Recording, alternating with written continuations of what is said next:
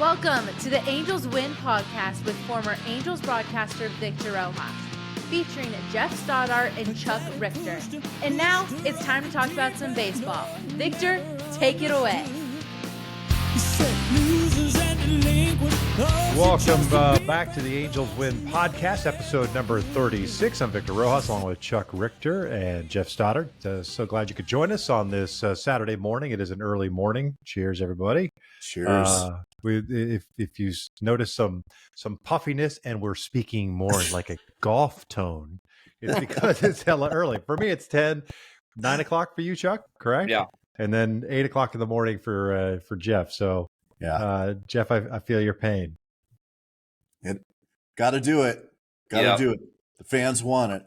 Got to bring it to them. Hope the coffee's working.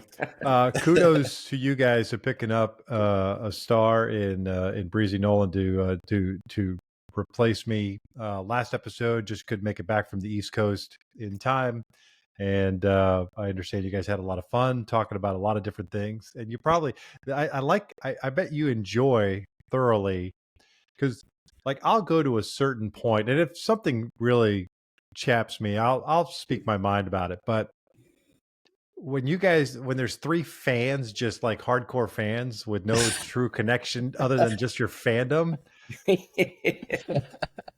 things you guys the conversation I don't know, I guess expands beyond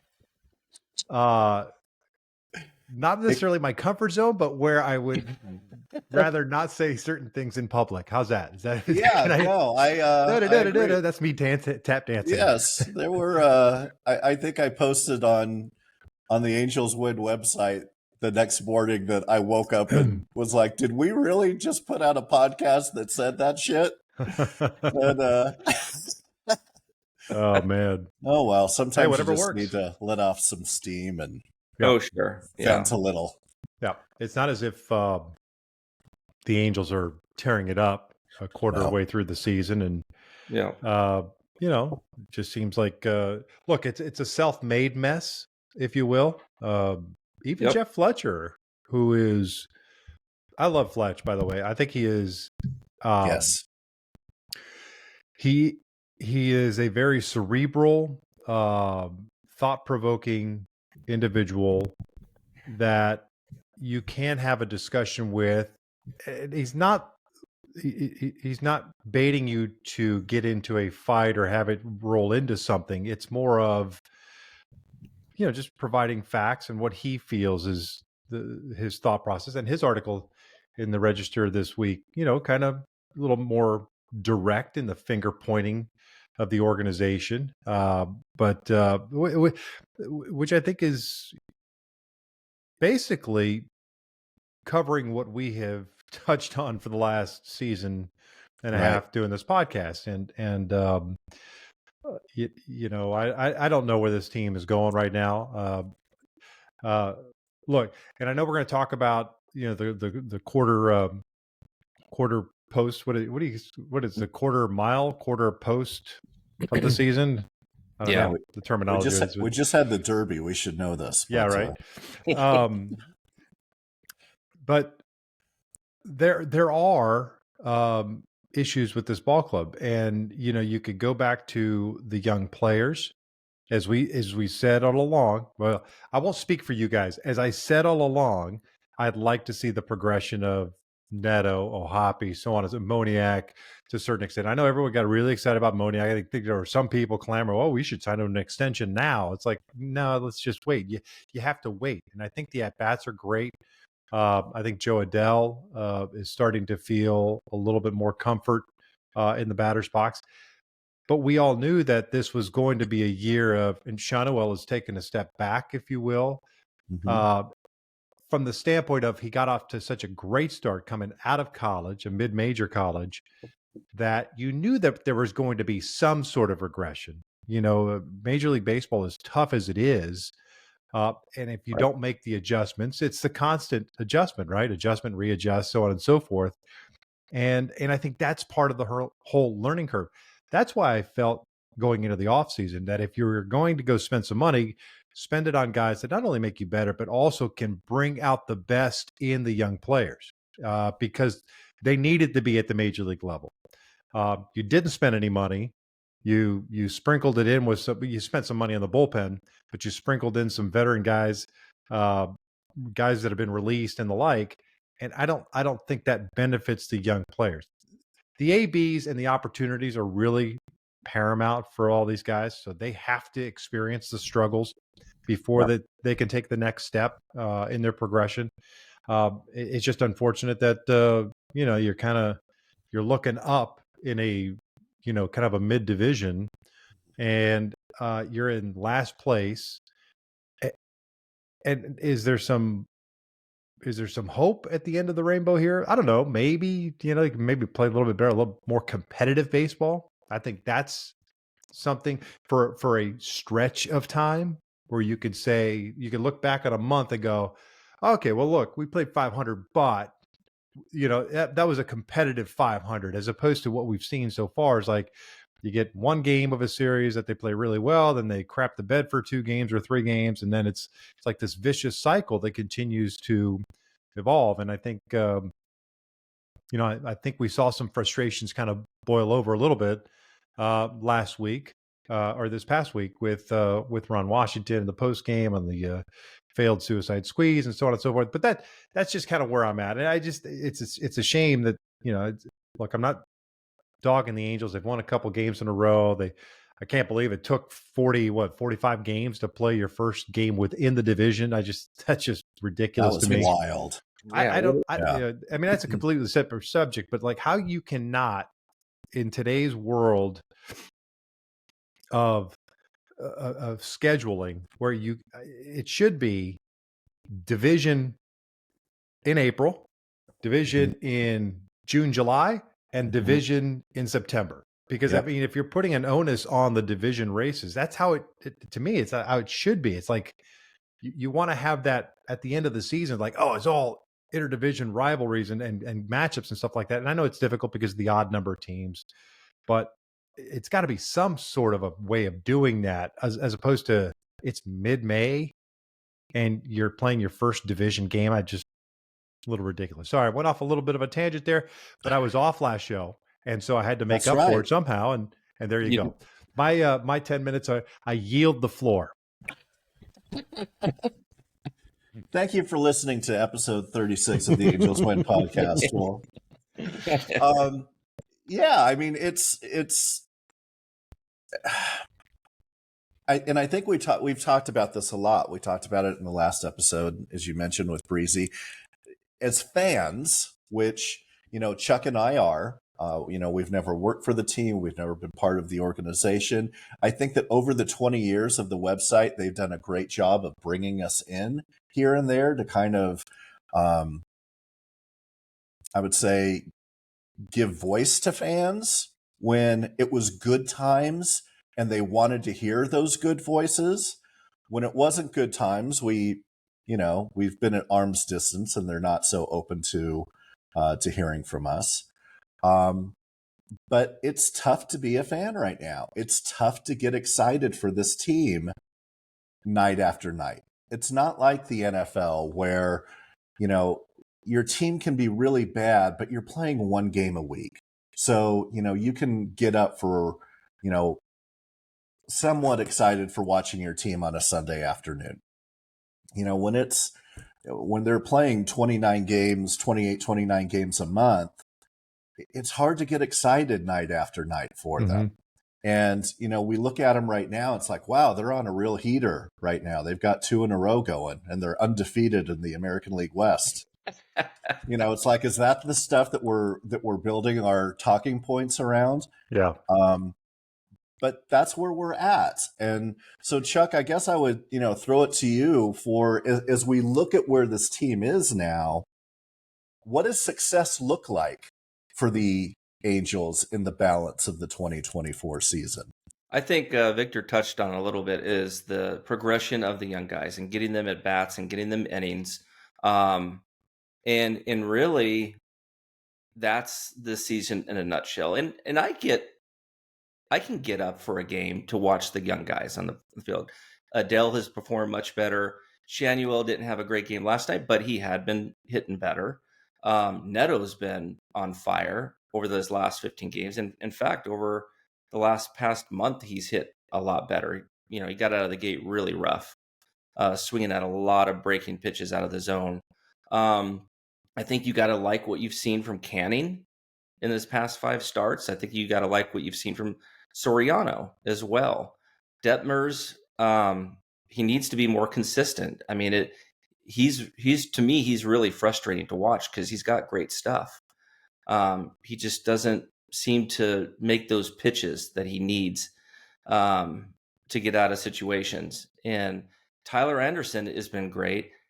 Here's an interesting thing. A second part of that, in my answer to that, your question, Jeff, would be these veteran guys, right, on the field that are performing really well right now, like the Pilars, the Calhouns, the Tyler Andersons. Tyler Anderson is on contract for this year and next year. If Tyler Anderson is still performing the way he has been now at the All-Star or at the trade deadline, you got to think about trading him. You absolutely have to. This team is in a retooling / approaching a rebuild, right? You have to get young guys in and start, and just letting these guys get as much innings on the field as you can, and just hope that you continue to see a good progression from these guys. I've liked what I've seen from Adele in Neto and in Ohapi and at times Shanuel. We just got to see it. And, it's kind of fun to watch these veterans come in like Pilar and Calhoun, who have just been tearing the cover off the ball.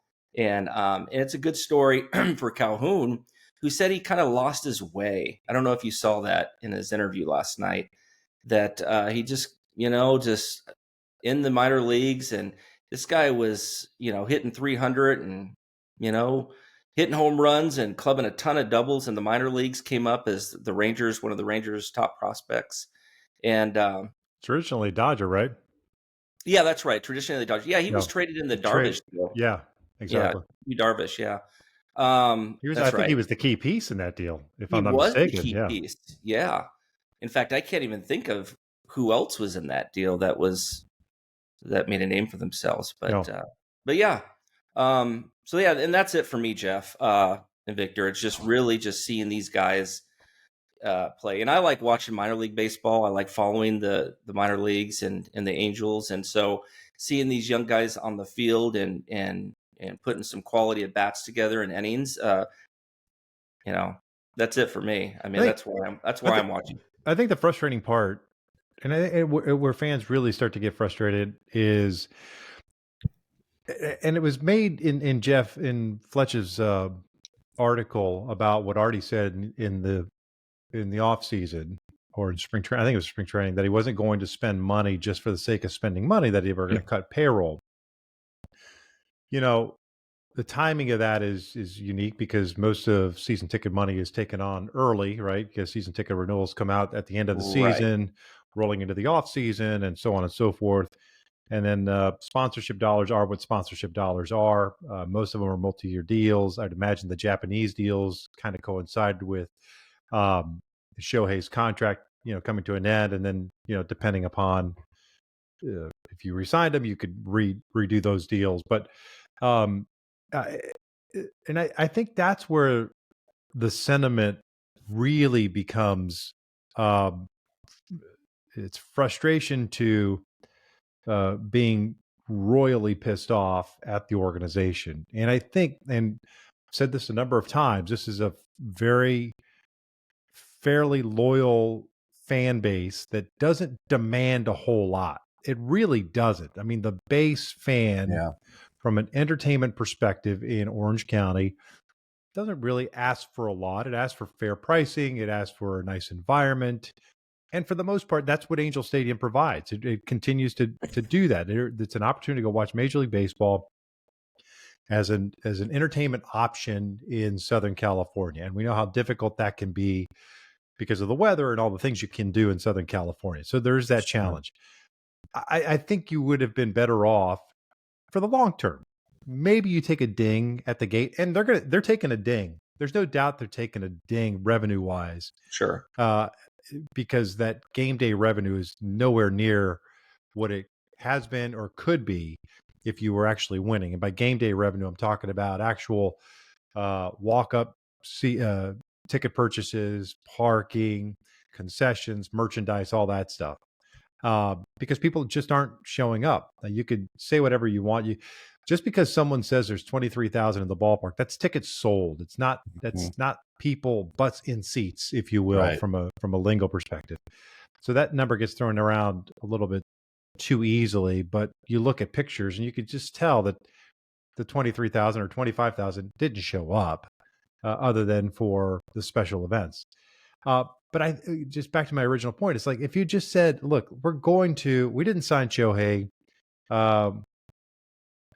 As much of a talent as he is, we want to use those resources elsewhere as we retool the organization. You don't want to call it a rebuild, which is a tear down and start from scratch. Right. I get it. That's fine from a branding perspective. Cool. Call it a retool. We're going to use those resources to kind of invest in the minor league system, and just bear with us. We've got some young talent, and then pitch and sell the retool. And I think that's where people are frustrated.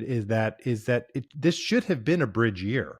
It really should have been a bridge year. Without Shohei, it should have been one of those years where you either go full steam ahead and just spend a ton of money and try to go for it, or you spend wisely and looking ahead, as we said a lot last year, especially in the offseason, looking ahead to 25 so that these guys, young guys, have some experience under their belt. You kind of know who they are. You have a better indication of what and who they are as baseball players at the major league level and what they can contribute. And then you can see, if your minor league system is going to be able to kind of churn anybody out. They didn't do that, right? And so you go into a season, you're frustrated, you think you're going to win, you spend $30 million in a bullpen, guys hurt from the get-go, Stevenson, so that money is down the drain. You're hoping that your number 4s and 5 starters throughout your rotation can actually pitch as 4 or 5 starters in the major leagues and get you some wins. And you hope that the offense can score some runs with a healthy Mike Trout and a healthy Anthony Rendon. And so it's like all this hope, right? And then it just, the wheels fall off immediately. And you don't have any help in the minor league system. And that's why you're going out and getting guys like Calhoun and Pilar and all those guys, because you just don't have them. Nico Goodrum, who's gone now, Amir Garrett, so on and so forth, because you just don't have the depth. And I think that's where the ultimate, like the fan, the true fan, not the casual fan that's just going to go to the ballpark for the family experience, but the true fan is really upset. And because there is a lack of direction in this organization. And I know you and I, the three of us talked about before coming on the show. It's like, all right, are we going to address what happened with Ron Washington the other day? Look, I don't think what Ron did is wrong per se. I believe in accountability. I believe you should call out players. I think there's a way of doing that. I just think the way that everything played out, for me, as I read it, I just see and hear the frustration in Ron Washington's demeanor, voice, tone, etc.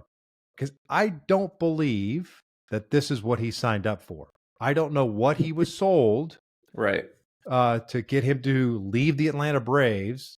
And I told you guys, he said he had no desire to come west again. Right. So either I can't imagine they backed up the Brinks truck to bring Wash in.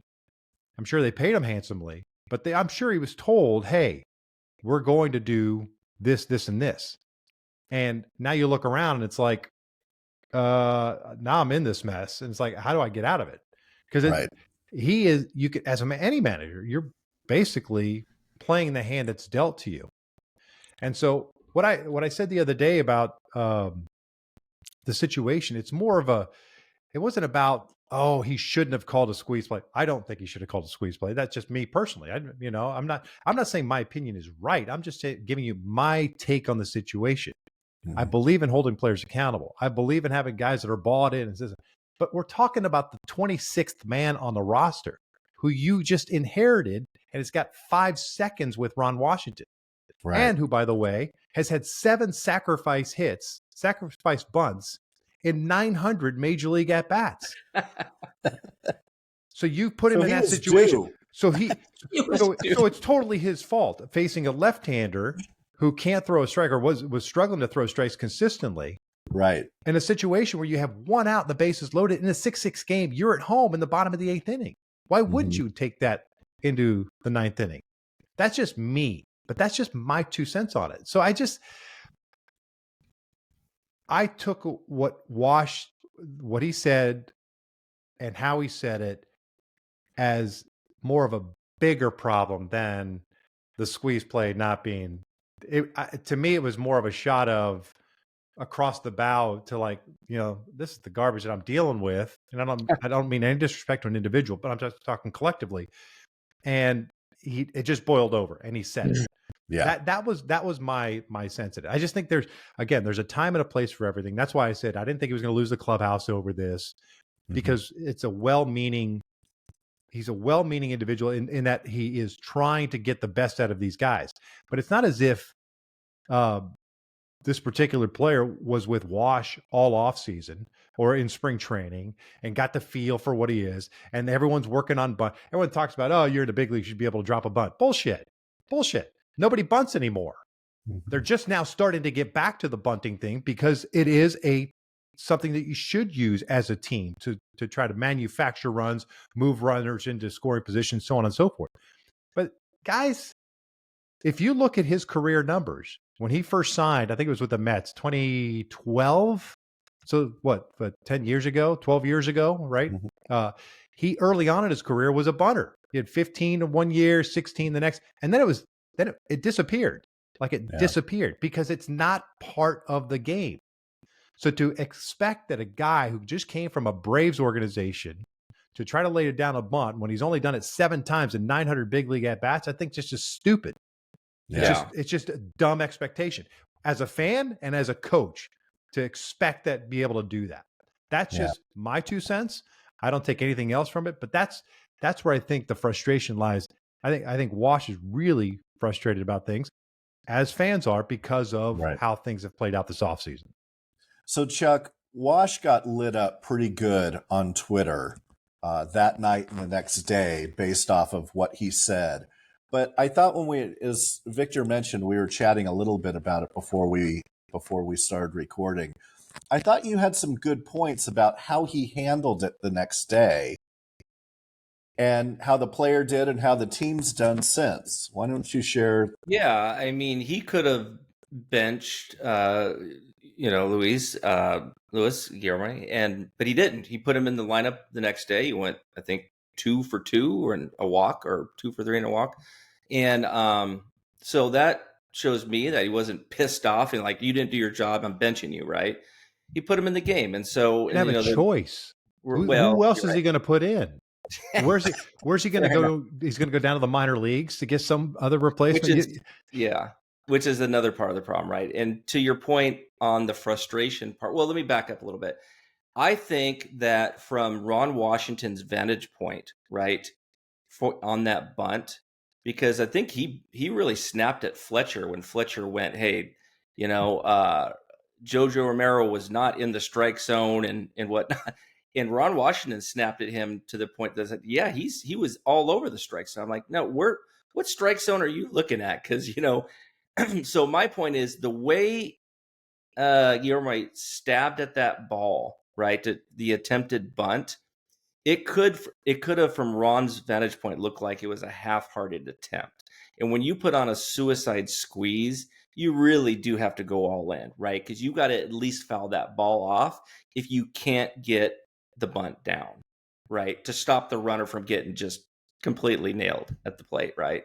So, but then to Victor's point about being frustrated, I totally get that. And like, what was he sold as being the manager? I mean, at the winter meetings, there was talk. I mean, there was a lot of buzz that, in some of his interviews that Ron Washington had this perception that there could be a chance that we could retain Ohtani, right?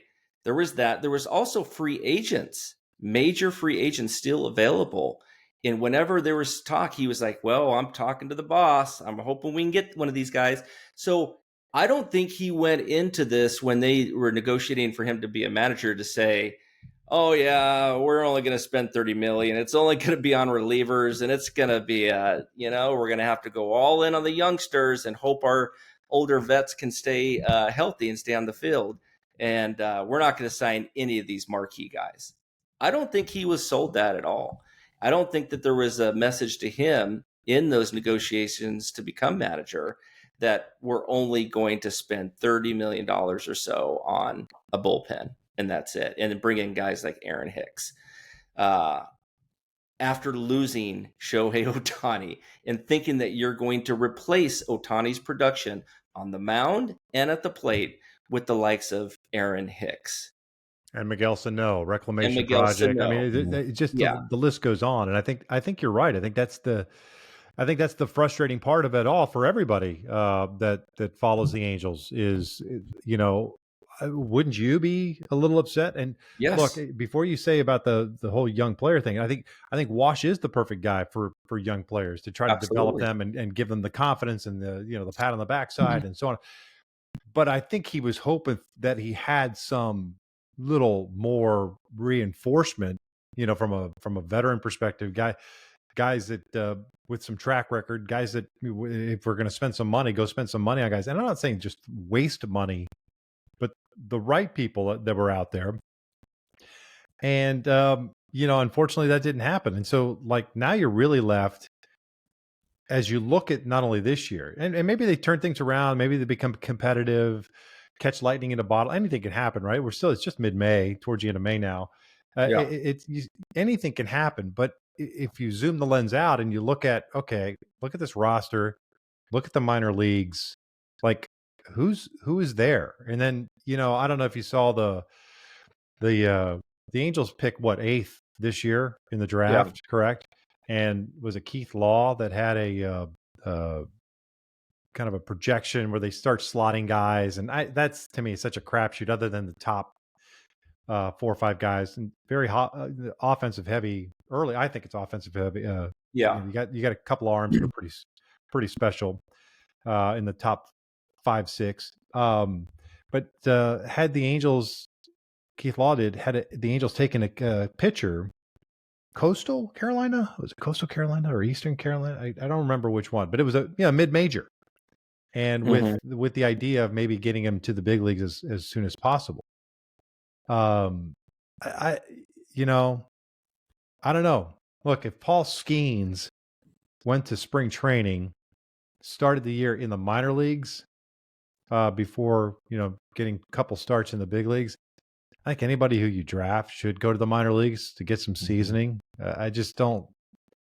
The whole Shonwell thing, interesting because of the hand-eye coordination I get, and based on necessity.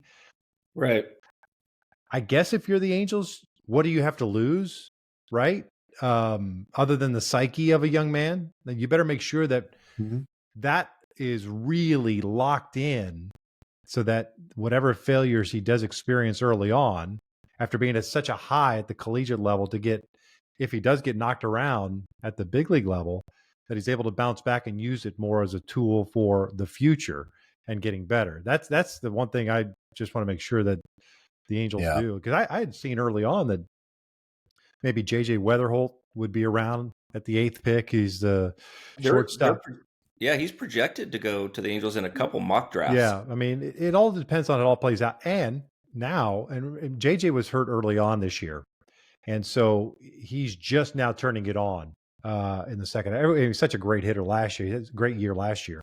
But everyone knows what you're getting in JJ Weatherholt. You also have to see how things play out now with the conference tournaments coming up next week. Then you've got regionals and super regionals. There's going to be guys that take steps forward in the draft and guys that take a couple of steps back in the draft. Just because it's just how it is. You get you get nervous. You see a draft board and you're like, that's my guy if he's available. Now, if he's your guy and he's available, you're taking him, so be it. But there's some guys that bubble guys that all of a sudden you're facing good competition or great competition in the heat of the battle of a regional or a super regional or the College World Series, and you say, oh, the lights are a little brighter. He's not quite the same guy, or the approach. Yeah. So there's little incremental movements, I think, in the draft board. And so I would rather look, the Angels need arms. There's no doubt about it. Do you need another shortstop? I don't know. Is Zach the guy?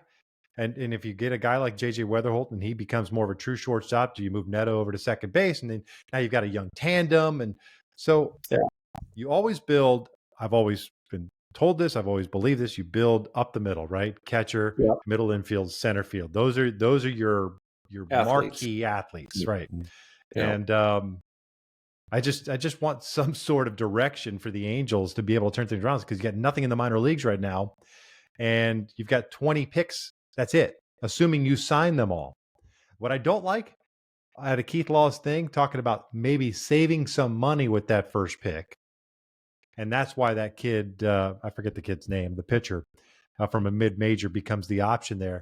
If that's the case, then you're looking at a high ceiling younger player, high school or otherwise, where you're trying to draft him out of slot or pay him over slot a little bit later in the draft. And so, sorry, I just rambled on there for a little bit, but I'm in the middle of the college season, and I got the Big 12 tournament next week, and I'm excited about all this stuff. Actually, Victor, Taylor Blake Ward, right, on social media. He covers college, high school baseball quite a bit, and so we were talking just a couple of days ago, and he said he'd like to come on with us and do like a draft preview thing for the Angels. So I think, let's do it. So we'll get that scheduled here in the near future. Yeah, it'd be cool. Yeah.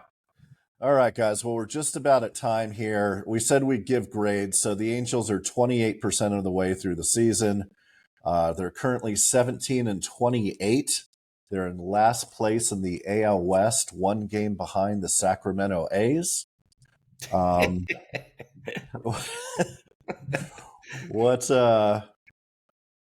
Based off of your realistic expectations of what this team could and should have delivered to this point, what is the grade that you give them? Chuck, I'll start with you. Well, I don't think that they've been injury prone, but you kind of hoped that Trout and Rendon were going to stay healthy, right? Brandon Drury as well. Sano was starting to hit, and then he got injured as well. Right. Rengifo was on fire, and then he went on the freaking IL with blisters or something that he got from some sickness on his feet. I mean, it's one thing after another, right? And so if you take all those guys and they're still healthy and still on the field to this point of the season in a mid division where nobody can figure out who's, the clear leader of the AL West, I think they're, honestly, Jeff, I actually think they're in the thick of things. Maybe 3 or 4 games back. I mean, what are we now? Are we 8 back or 9 back? I mean, 7 or 8 back? 7. I don't know. 7 back. 7. Considering how bad this team has been. Negative 32 run differential, though. Yeah, I know. So I still think that we're within reach, right? If those guys are on the field, but they're not. And so, grades, what are we doing with grades? Is it pitching? Is it hitting? Overall, whatever you'd like. Yeah. Honestly, maybe C- or a D. And that's being overall. Generous. Is that overall? Overall, I think that's being generous, honestly. Yeah. Victor? I think that's fair. And by the way, as far as the mid division, don't look now, but the Astros have won 6 in a row and are 5 games under 500. And that's a team that obviously it's got some talent on the offensive side. Bregman's starting to wake up a little bit to go with Kyle Tucker. They've got some injuries, and they've got guys coming back. Alvarez. Yordan Alvarez has been he hasn't been himself yet. Yeah. Wait till he busts out. No, I know. And that's the thing, is that those guys have track records, and you expect them to be able to turn it around at some point. Yeah. the pitching for Seattle is what really, I think, is what's kept them in it. The Rangers are a little bit of a mess, especially with all the injuries, Yeah. and the A's are what the A's are. So yeah, I don't disagree with your grade across the board. I think that's I think that's a fair, C minus D Yeah. right now. And I'm trying to think of, so if you're, that being said, if you're looking at the next, quarter of the season, bright spots or guys that you want to just kind of keep spotlighting, see what Adele continues to do. Taylor Ward seems to be kind of waking up a little bit. Yeah. And just see what, and I think that's kind of how you have to do it, is just make sure that these guys continue to either maintain if you're already hot, or be able to kind of spark it and see if you could take it to the next level. The pitching is the pitching is what the pitching is. I'm not overly surprised at the fact that Matt Moore has struggled. As you look at his second half numbers last year, they were starting to, he faded in that second half. And Estevez, same thing. He had some issues in the second half of the year last year. Yep. Big arm. Soriano is a nice little story, just because of, you signed him for depth, and a guy that you said early on that you were going to stretch him out to be a starter. And so if they can make that work, that's a solid find. Good arm, Right. big arm. So it's just little things like that. I want to see Logan O'Hoppe and Neto and Shanuel to find some consistency. Yeah. Who are these guys? Like, you know what I'm saying? It's like, I like what I've seen. It's like, all right, who are you really? And Yeah.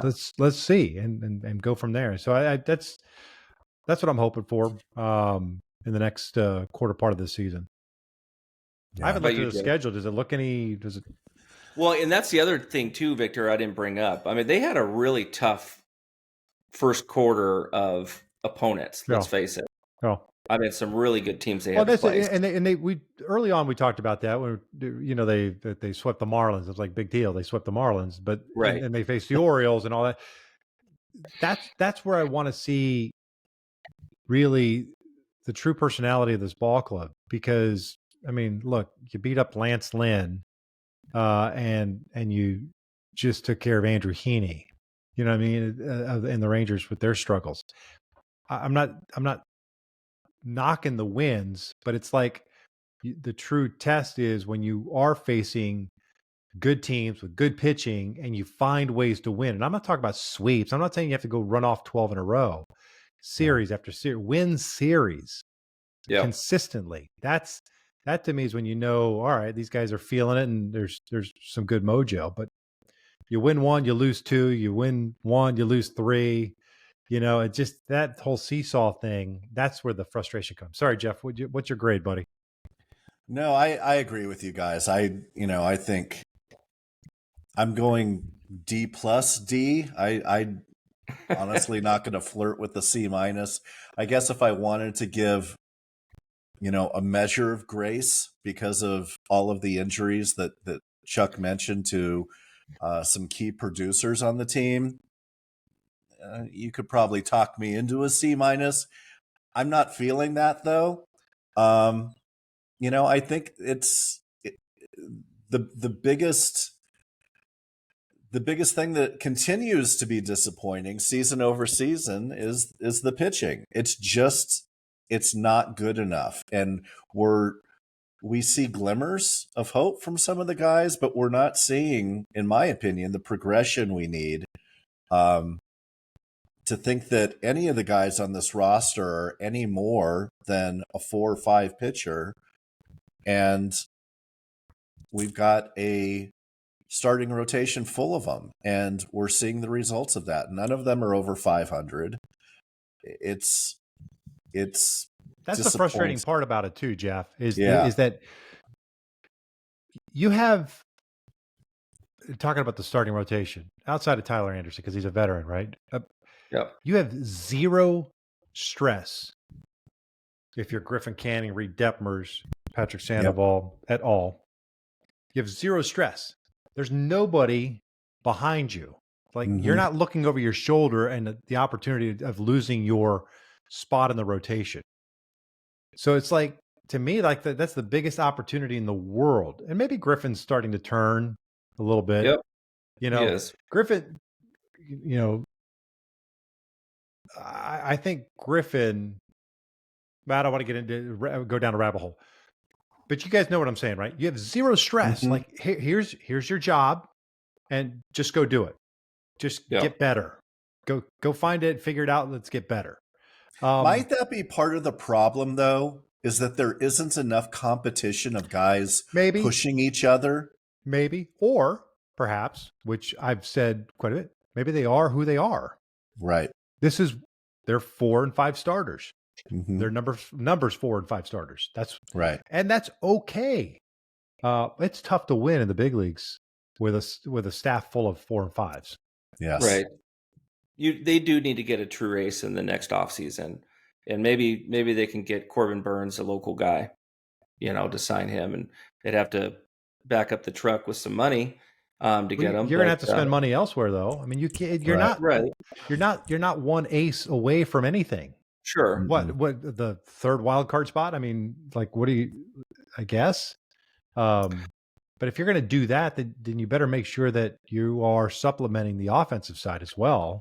Right. Because Mike's a year older, Rendon's a year older, also a year closer to finishing off the contract. And it's like that's why I'm saying it's like they missed the boat this offseason to really retool this and set it up and at least have a chance for 25. But hey, it is what it is. Not my problem. Yeah. There you go. All right. Well, I think we're over time for what we budgeted. But Jeff needs coffee. That's what it is. Needs more caffeine. He's out. My cup is empty. Jesus. Any final thoughts, Chuck? No, just hope that they play well, these young guys. And like I said, they need to get Brandon Drury back, and we need to get some of these guys, because at the deadline, dude, you got to deal them. You have to deal them and start bringing in some young prospects. Agreed. You got to draft. You got to draft well, and you just got to hope that these young guys that we've all been talking about can just continue to show some steady, consistent production on the field. And I'm hoping Detmers comes around, because he's a talented arm. I really believe that. I don't know what to think about Sandoval. He'll have a game where he strikes out 10 guys and throws up a 0, and then it just comes back and just can't get out of 4 innings, So I don't know. But I think that you just gotta hope that these young guys play well and the veterans do well, and you deal them, and you just look to 2025. That's my take. I look at it as a dominoes table. When you're done playing dominoes, right? You flip them all down, and what do? You go like this. You shuffle all the dominoes around on the table. To me, anybody who has any value whatsoever on this ball club come the trade deadline, barring anything outside of a miracle that they're at the top of the division or whatever, anybody who has value they're tradable. Yep. Anybody. Right. You have nothing to lose. What are you worried about? Losing a Griffin Canning, losing a Patrick Sandoval? To anybody who has value and you can get value in return, I think you have to shuffle the dominoes. Yep. Indeed. And and you get to the trade deadline, Jeff, like last deadline, and we're within 2 or 3 games, right? And then they don't deal Ohtani. They don't deal any of these guys. they made shitty trades, is what they did.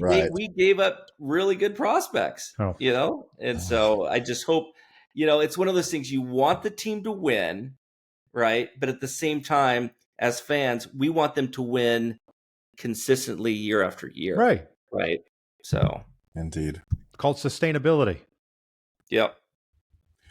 Well, for everyone listening, thank you for listening. The fact that you're still interested in this team shows your love for Angels baseball. We applaud you. We do this because you listen. So thank you for tuning in. As always, like, subscribe on the platform that you consume us on. Yep. And for Victor Rojas and Chuck Richter, I am Geoff Stoddart. Have a great weekend. Go Angels. Salud.